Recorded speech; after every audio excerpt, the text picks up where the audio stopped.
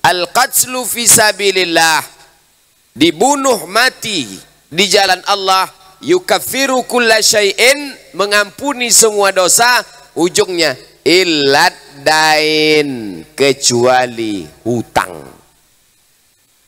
Hutang tidak bisa cash gara-gara mati fisabilillah. Kalau mati fisabilillah saja tidak melunaskan hutang, apalagi lah mati di Jalan Jenderal Sudirman. Kalau mati syahid saja hutang tak lunas, apalagi lah mati konyol. Oleh sebab itu masalah hutang inilah ayat yang paling panjang dalam Al-Quran. Anak-anak kita yang hafal Quran tak perlu dia buka lagi. Saya buka karena tak hafal Quran. Surat Al-Baqarah ayat 282. A'udzu billahi minasyaitonir rajim. Bismillahirrahmanirrahim. Satu halaman. Tak ada ayat lebih panjang daripada ini. Satu halaman khusus. Ya ayyuhallazina amanu idza tadayantum bidainin. Kalau kamu menjalin transaksi utang piutang, ila ajalim musamma, sampai batas limit waktu tertentu, faktubuh, tulis. Wal yaktub bainakum katibun bil adli, angkat satu penulis yang adil. Ku pinjam duit kau 1 juta ya, ya tolong transferkan dulu ke nomor, bayarnya cincai lah, gampang tuh nanti selesai masalah. Tak bisa, kita harus ikut hukum Quran. Panggil satu penulis dan dia adil. Yang menulis itu pula jangan malas-malasan. Wala ya'ba katibun ayyaktuba kama 'allamahullah, falyaktub, tulis. Wal yumlil ladzi 'alaihil haqq, dan hendaklah dia didiktekan. Saya yang bertanda tangan di bawah ini, nama, umur, alamat, nomor KTP, meminjamkan duit sebanyak 1 juta kepada si anu fulan pihak kedua dan akan saya bayarkan. Tuliskanlah di situ. Apakah cukup sampai di situ? Tak cukup. Lalu maka di situ disebutkan wastashhidu syahidaini mir rijalikum. Carilah 2 orang saksi. Kau saksikan ini ya? Ya. Kau saksikan ini ya? Ya. Kalau tak ada laki-laki bagaimana? Fa illam yakuna rajulaini, kalau tak ada 2 orang laki-laki, farajulun, 1 orang laki-laki, wa mara'atani, 2 orang perempuan. Sampai seserius itu masalah hutang piutang ini. Lalu surat itu pun disimpan. 1 disimpan yang meminjam, 1 disimpan yang dipinjam. Masing-masing memegang. Kapan ini kamu lunasi? Saya akan bayar pada tanggal 1 Mei 2015. Sampai tanggal 1 Mei 2015 tagihlah dia. Sudah sampai tak juga dia bayar, lalu bagaimana? Ada ayat. Fa in kana dzu usratin fanaziratun ila maisarah. Kalau dia dalam kesulitan, waktu kau tagih, fulan, ini kertasnya, kapan kau bayar ini? Aku sedang dalam kesulitan. Dalam ayat disebutkan fanaziratun ila maisarah, tunggulah sampai dia lapang. Tunggu sampai lapang. Wa anta saddaku khairul lakum. Tapi kalau mau kau sedekahkan itu lebih bagus. Tapi ayat ini yang menghafalnya yang memberi pinjaman. Jangan yang menghafalnya yang meminjam. Sekarang banyak yang menghafal ayat itu yang meminjam. Waktu dia datang menagih, fulan, niha sudah sampai 1 Mei 2015, tolonglah bayar. Dibacakannya ayat itu. Wa anta saddaku khairul lakum. Kalau kau sedekahkan itu lebih baik. Jadi salah pasang baca ayat.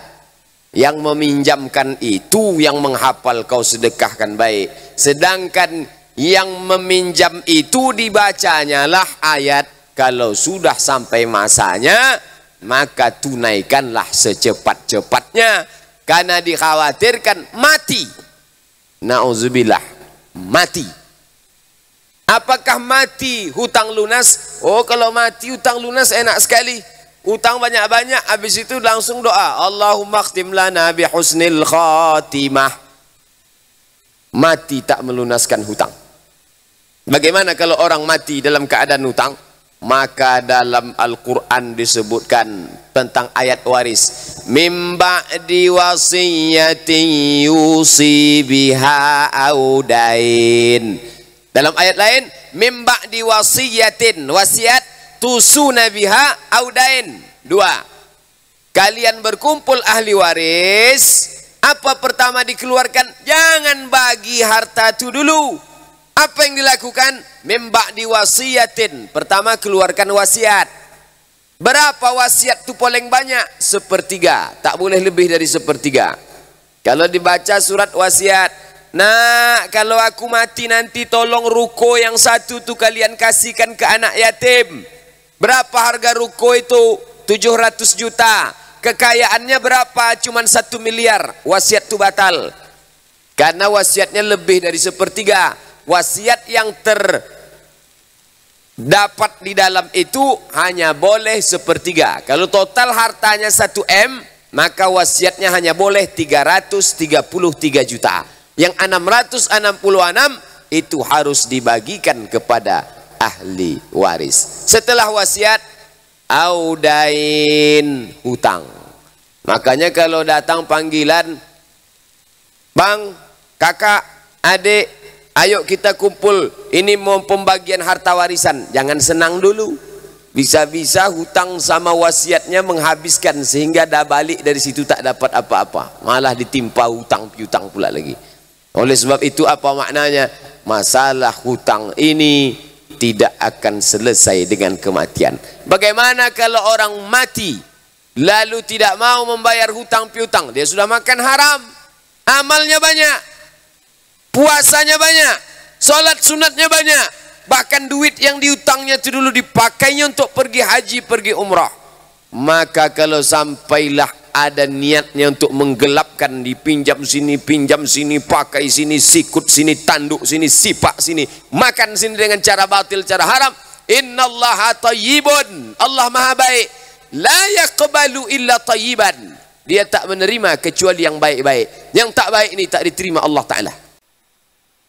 Bismillahirrahmanirrahim. Assalamualaikum warahmatullahi wabarakatuh. Alhamdulillahi rabbil alamin, wabihi nasta'inu ala umurid dunya waddin, wassalatu wassalamu ala ashrafil khalqi ajma'in, sayyidina wa maulana Muhammadin wa ala alihi wa sahbihi wa man tabi'ahu ila yaumiddin. Bapak-bapak kepala dinas, kepala badan, kepala kantor, bapak camat, alim ulama, cerdik pandai, tokoh masyarakat, hadirin hadirat, yang besar tak dihimbau gelar, yang kecil tak dapat saya sebutkan nama, adik-adik, para siswa-siswi, para penghafal Al-Quran, para tuan-tuan guru, insyaAllah kita semua adalah hamba-hamba yang dimuliakan Allah Subhanahu wa Ta'ala. Amin ya Rabbal Alamin. Adapun hadis yang akan kita kaji pada malam hari ini disebutkan dalam kitab Sahih Al-Bukhari. Selalulah Bapak Ibu baca buku setelah hadis dalam kurung HR Al-Bukhari, hadis riwayat Al-Bukhari. Selalu pula orang menyebut nama kitabnya Sahih Al-Bukhari, padahal kitab ini judulnya panjang, Al-Jami' As-Sahih Al-Musnad Al-Mukhtasar min umuri Rasulillah sallallahu alaihi wasallam wa sunanihi wa ayyamihi. Tapi karena terlalu panjang disingkat saja Sahih Al-Bukhari. Nama sahabat Nabi yang meriwayatkan hadis ini Abdullah ibnu Amr ibnul As. Nama bapaknya Amr ibnul As. Bapaknya ini orang yang ditugaskan oleh Umar bin Khattab untuk membawa Islam ke Mesir. Dari Madinah Al-Munawwarah menyeberang Laut Merah sampai ke satu kota bernama Fustat. Fustat ini berubah nama menjadi Al-Qahirah, Kairo belakangan. Dulu pada zaman Nabi namanya Fustat. Mesir ini dulu dikuasai oleh Paus yang bernama Jirjis, gelarnya Mukaukis, kekuasaannya Alexandria, 200 km dari Kairo, di tepi laut Mediterania. Agamanya Kristen Ortodok Koptik. Begitu datang Amr bin As, maka ramai-ramai berbondong-bondong orang Islam ini masuk. Orang Kristen Koptik ini masuk Islam. Rupanya Kristen Koptik ini hidup tertindas di bawah Romawi. Romawi Kristen, Mesir Kristen. Kok bisa tindas menindas? Lain mazhab. Kristen Mesir Ortodok, Kristen Romawi Katolik, Roman Katolik. Katolik menekan Ortodok. Begitu Islam datang, mereka merasa terlindungi. Tapi Islam tak dipaksakan. Apa dalil bukti Islam tak dipaksakan di Mesir? Kalau Bapak Ibu pergi umroh, ada rute perjalanan mengunjungi Bukit Tursina. Di bawah Bukit Tursina itu masih tegak berdiri gereja tua bernama Saint Catherine. Saint artinya manusia suci. Catherine, gerejanya tak diganggu. Palang salibnya tetap tegak berdiri. Karena Islam la ikraha fiddin. Tak ada paksaan dalam agama. Makanya waktu ibu-ibu Dharma Wanita dari Jakarta tur ke Kairo, kebetulan pembimbingnya kawan kita mahasiswa. Kelilinglah mereka Kairo, menengok. Salah satu ibu itu nyeletuk, ada juga tempat sembahyang orang Batak di sini ya, kata dia. Maksudnya nengok gereja. Padahal Islam belum masuk, mereka sudah ada. Bertahan Kristen Koptik itu sekarang 6%. Kebetulan saya 2 tahun menyewa rumah orang Kristen Koptik. 2 tahun. Kalau kami mau bayar rumah, dulu pun dia mengucapkan salam. Assalamualaikum warahmatullahi wabarakatuh. Fasih pula warahmatullah dia dari kita lagi. Tapi tetap dia juga menyebut Bismil ab wal ib wa ruhul kudus. Allah Bapa, Anak Allah, Rohul Kudus. Haleluya, na'udzubillah. Walaupun Injilnya bahasa Arab, tetap juga dia menyebut 3. Maka tak diterima dalam Islam. Amr bin As jadi gubernur Mesir. Amr bin As ini punya anak namanya Abdullah ibnu Amr ibnul As. Anak bapak tapi darahnya beda. Amr bin As politikus, panglima perang, gubernur. Anaknya ahli ibadah. Tahajud malam sampai tak tidur. Puasa siang sampai tak pernah makan siang. Istrinya pula sampai tak dia pedulikan. Diadukan oleh bapaknya kepada Nabi SAW. Ya Rasulullah, itu anakku itu tak ada pedulinya lagi dengan dunia ini. Malamnya tahajud, siangnya puasa. Istrinya tak dia pedulikan. Dipanggil Nabi. Alam ukhbar. Ini dalil bapak boleh mengadukan anak. Tapi sekarang kebanyakan anak itu pula mengadukan bapak. Ayah saya itu tak pernah sembahyang Pak Ustadz, katanya. Kalau zaman dulu enggak, bapak itu mengadukan anak. Anak ini banyak betul ibadahnya. Maka Nabi memanggil, tapi Nabi tak bilang bapakmu mengadukan kau. Enggak, Nabi tak mau mengadu anak sama bapak. Alam ukhbar. Ada berita sampai ke aku, kata Nabi. Katanya kau tak lagi makan siang. Malam pun tak lagi tidur. Istri pun tak kau pedulikan. Betul begitu? Betul wahai Rasulullah. Salah. Perbuatan kau ini salah, kata Nabi. Inna li jasadika alaika haqqan. Badanmu punya hak, kasih dia makan. Inna li ainika alaika haqqan. Matamu punya hak, kasih dia tidur. Makanya kita nanti tausiah cuma sampai jam 9. Habis itu tanya jawab. Habis itu tidur. Nanti jam 2 baru datang lagi i'tikaf.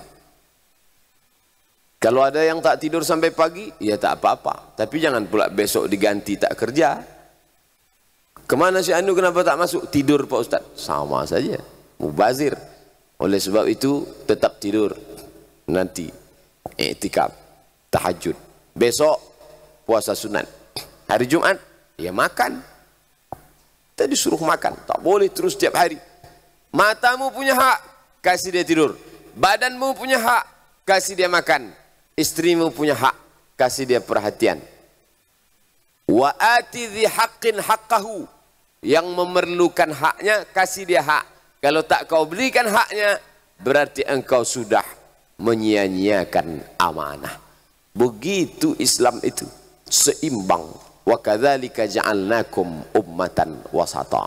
Nah, yang meriwayatkan hadis ini namanya Abdullah bin Amr ibnul As. Dia dekat betul dengan Nabi. Kalau ada orang mengatakan sahabat yang paling banyak meriwayatkan hadis itu Abu Hurairah, betul, 5.374 hadis, betul. Tapi Abu Hurairah pernah mengaku, ada orang yang lebih banyak riwayatnya daripada aku. Kenapa? Karena dia menulis, sedangkan aku tak menulis. Abu Hurairah mengaku, aku memang banyak hafal, tapi aku tak menulis. Ada sahabat Nabi yang menulis. Siapa itu? Abdullah bin Amr bin As, anak dari Amr bin As, yang meriwayatkan hadis yang kita kaji malam ini. Apa bunyi hadisnya? Qala Rasulullah sallallahu alaihi wasallam, Rasulullah bersabda, al-qatlu fi sabilillahi yukaffiru kulla syai'in illa ad-dain. Al-qatlu fi sabilillah, orang yang mati berjihad fi sabilillah, yukaffiru kulla syai'in, semua dosanya bersih. Sakratul maut tak terasa. Orang yang mati fi sabilillah itu sakratul mautnya kal qarsi, seperti dicubit saja. Ketika Nabi Isra Mi'raj jumpa sama orang-orang mati, orang mati itu bercerita, bagaimana kalian rasakan mati? Macam kambing dikuliti hidup-hidup. Macam tebasan pedang di tempat yang sama diulang beratus kali. Macam duri melintang yang ditarik dari kulit yang basah.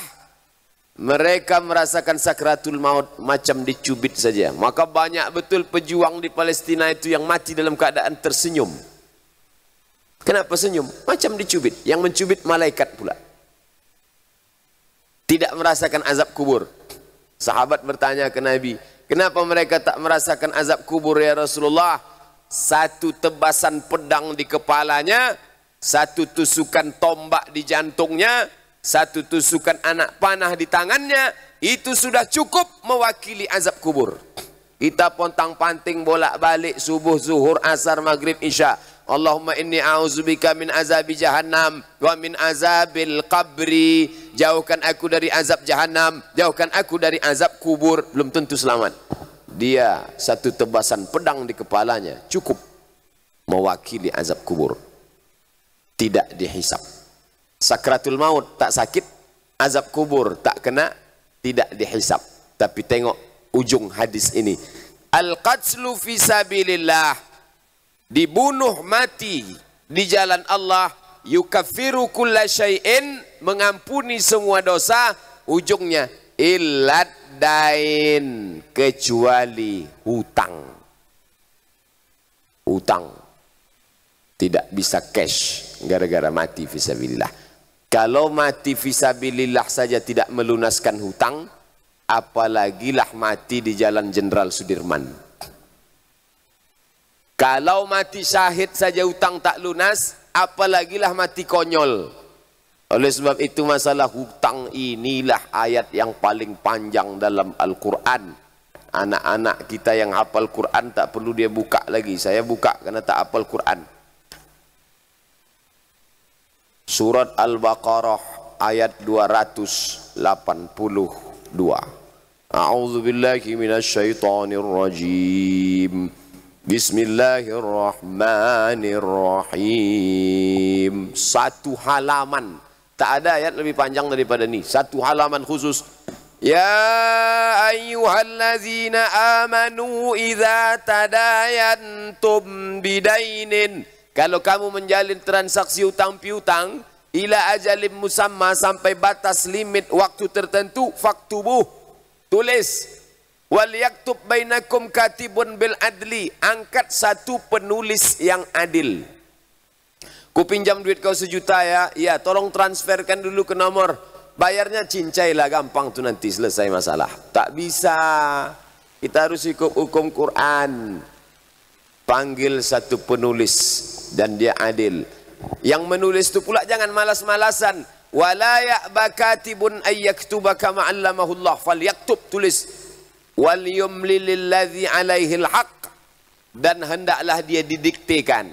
Saya yang bertanda tangan di bawah ini, nama, umur, alamat, nomor KTP, meminjamkan duit sebanyak 1 juta kepada si anu fulan pihak kedua dan akan saya bayarkan. Tuliskanlah di situ. Apakah cukup sampai di situ? Tak cukup. Lalu maka di situ disebutkan wastashhidu syahidaini mir rijalikum. Carilah 2 orang saksi. Kau saksikan ini ya? Ya. Kau saksikan ini ya? Ya. Kalau tak ada laki-laki bagaimana? Fa illam yakuna rajulaini, kalau tak ada 2 orang laki-laki, farajulun, 1 orang laki-laki, wa mar'atani, 2 orang perempuan. Sampai seserius itu masalah hutang piutang ini. Lalu surat itu pun disimpan, 1 disimpan yang meminjam, 1 disimpan yang dipinjam, masing-masing memegang. Kapan ini kamu lunasi? Saya akan bayar pada tanggal 1 Mei 2015. Sampai tanggal 1 Mei 2015 tagihlah dia. Sudah sampai tak juga dia bayar, lalu bagaimana?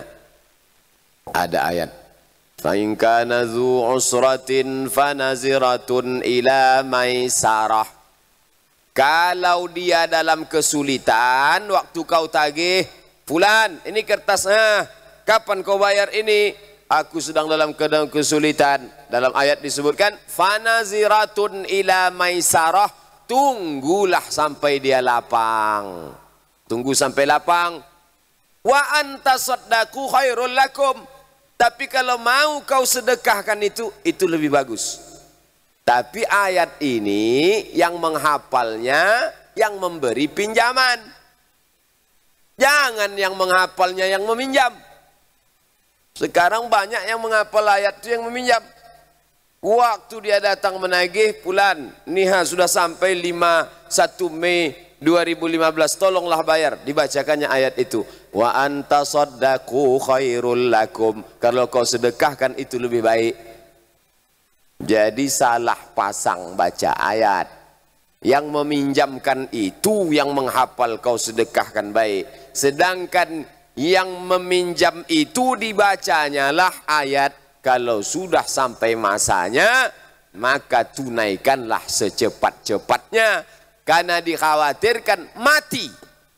Nauzubillah, mati. Apakah mati hutang lunas? Oh, kalau mati hutang lunas enak sekali. Hutang banyak-banyak, habis itu langsung doa. Allahumma khtim lana bihusnil khatimah. Mati tak melunaskan hutang. Bagaimana kalau orang mati dalam keadaan hutang? Maka dalam Al-Quran disebutkan tentang ayat waris. Mim ba'di wasiyatin yusi biha audain.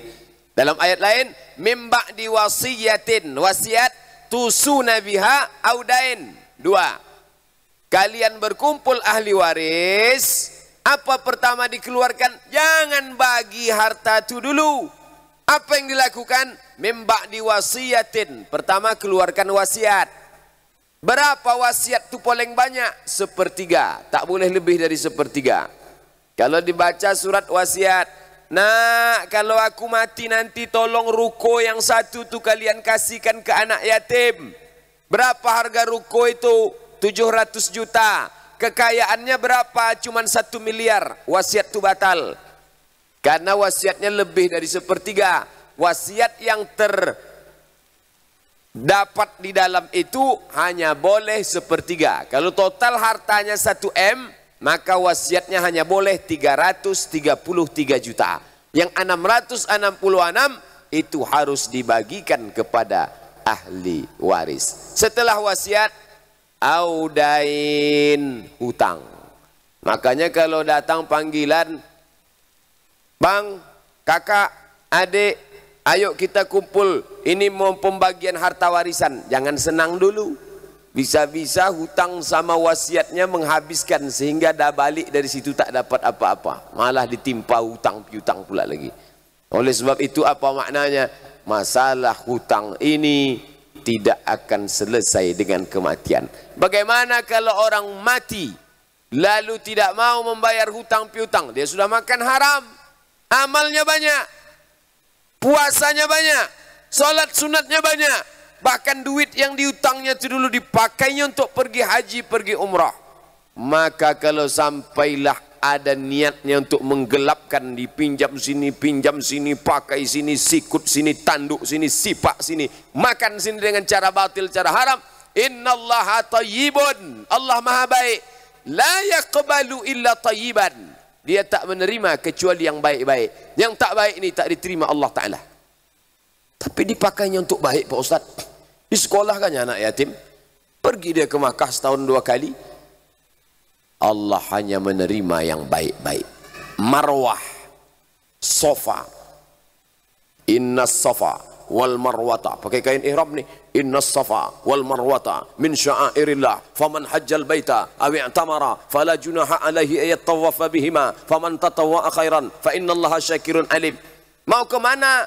Mau ke Marwah. Dari mana? Dari sofa. Apa maknanya? Sofa, suci, bersih, murni, bening, jernih. Sofa. Marwah, sudah jadi bahasa Melayu. Marwah, kehormatan, keagungan, kemuliaan. Kau tidak akan dapat marwah kalau tidak berangkat dari sofa. Mesti sofa, mesti bersih, barulah dapat marwah.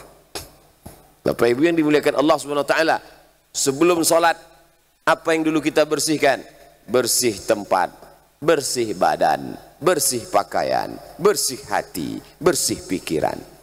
Sedekah, memang betul. Wa anfiqu, berinfaklah. Wa anfiqu, berwakaflah. Wa anfiqu, bersedekahlah. Wa anfiqu, berwasiatlah. Wa anfiqu, berzakatlah. Baca ujung ayatnya. Min thayyibat, yang baik-baik. Karena yang buruk-buruk tak diterima Allah Subhanahu wa taala. Terlintas dalam hati, dimakan ini, diambil ini, disikut ini, dijegal ini dengan cara batil. Kau bayar ini, ya nanti berhasil ini akan kubayar, tapi dalam hati tak akan kubayar. Wa na'lamu ma tuwaswisu bihi nafsuh, kami tahu apa yang berbisik-bisik dalam hatimu. Wa nahnu aqrabu ilaihi min hablil warid, karena kami lebih dekat kepada hamba kami itu daripada urat lehernya sendiri. Bapak Ibu yang dimuliakan Allah Subhanahu wa taala, mungkin pengadilan kita lemah sehingga tak bisa mengambilkan hak si lemah untuk dikembalikan kepada si kuat. Tak dapat mengambil hak si lemah dari si kuat untuk dikembalikan kepada yang dhaif. Mungkin karena ketika Abu Bakar Siddiq diangkat menjadi khalifah, pidato pertama dia, apa kata dia? Al-qawiyyu fikum, kalau ada di antara kalian yang kuat, dhaifun indi, dia lemah di mataku, hatta akhudhal haqqa minhu, aku ambil hak dari dia. Nih miskin, susah, melarat, duitnya dipinjam oleh siapa? Oleh si kaya. Di mata kalian ini yang kuat, tapi di mataku dia lemah. Karena aku punya kekuasaan, bisa ku ambil harta dia, aku berikan kepada si lemah. Sekarang mungkin tidak sekuat Umar bin Khattab. Oleh sebab itu di mana pengadilan yang adil-adil, seadil-adilnya, maka disebut dia dengan yaumul qiyamah. Qiyamah diambil dari kata qama, tegak. Kenapa tegak? Karena pada saat itu keadilan yang diinjak-injak tegak. Kalaulah tak ada hari akhirat itu, di mana orang akan mendapatkan keadilan? Di mana orang-orang yang uangnya dimakan orang dengan cara batil? Nabi mengajarkan utul ajira ajrahu, bayarlah upah pekerjamu qabla an yajiffa araquhu, sebelum kering keringatnya.